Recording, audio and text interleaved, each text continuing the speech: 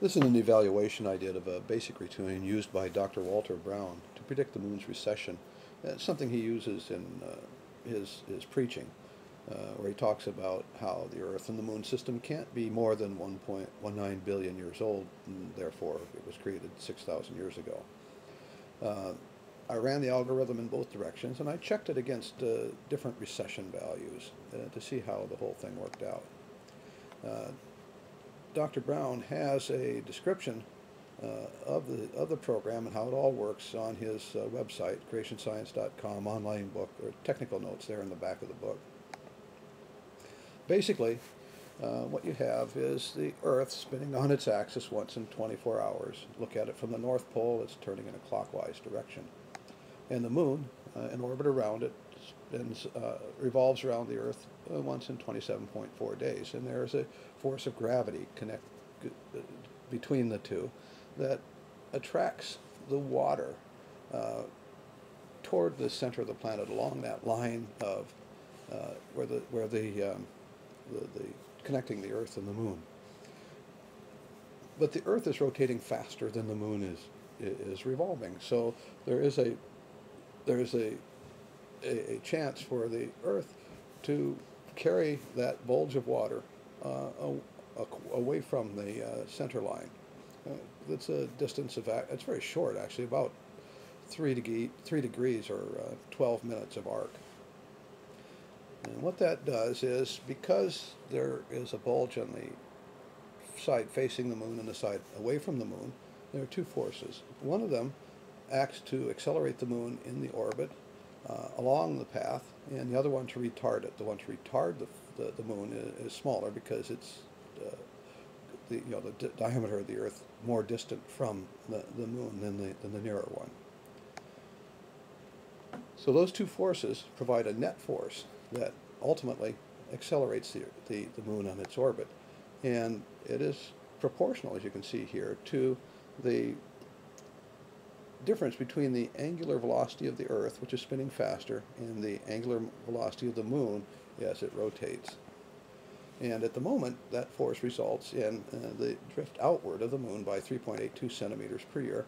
And you can take all of the equations of motion and come up with a coefficient to describe how that difference is reflected over the course of the Moon's orbit. And one way to handle this is take the current values, which we can measure, and then step back through the orbit, calculating what the difference in the orbit would be based on that coefficient, subtracting it each time, and then walking back through the orbit so you can get a good value for the whole the whole orbit. And that'll tell you theoretically how long the orbit has been running the way it is. So here's Dr. Brown's program. It's simply a basic routine, and it's surprisingly short. It sets up all the variables, including the gravitational constants, mass of the Earth and the Moon, the moment arm of the Earth and the Moon, and all of these variables, and then steps through a do loop, working its way back through until the radius of the orbit is less than 15,000 kilometers. And that puts it just inside the rock limit where the Moon would break up. The Moon couldn't have formed there, so it can't be any older than that. I've modified Dr. Brown's code to print out the variables so that I can graph them. And here's the graph. You can see that starting at about 384,400 kilometers out, the Moon's orbit decreases until it gets to about 750 million years ago, and then it suddenly tails off, and there's a large jump down to the rock limit. Well, that's interesting, because that shows the orbit if the recession rate is pretty much fixed at today's value. But there is a possibility, if you look at the diagrams, that could vary from 0 out to some max that is not specified. And we could take a look at that by scaling the current set of values, and we're going to do it at less than the observed values, 75%, 50%, and 25%, and then see what the results of this are. And what would you really expect? As the as the rate of recession approaches zero, the orbit flattens out, and it comes a point where there's no change at all. If the orbit's tipped around to the point where the two bulges were exactly 90 degrees from the moon, the two forces would balance out and there would be no change at all. So as it is, the value that the current value terminates at about 1.19 billion years. The 75% value about 3 billion years ago, at 2 billion years, the 50% value at 2.5 billion years ago, and if you go to 25%, that backs off to before we believe the Earth and the Moon actually, the system was actually started. It's about 4.8 billion years.